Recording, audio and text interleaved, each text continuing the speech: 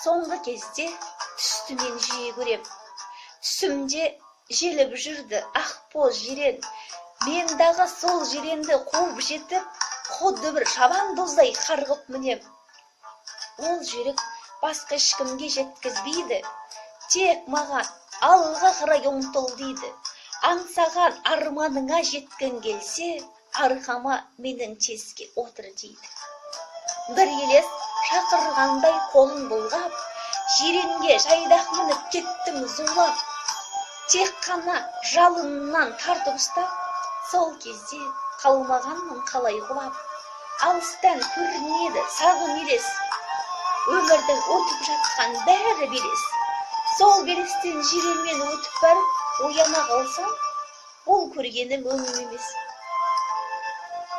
Ақ боз атты өмірде көрсем деймін, жетегінде ақ боздың жүрсем деймін.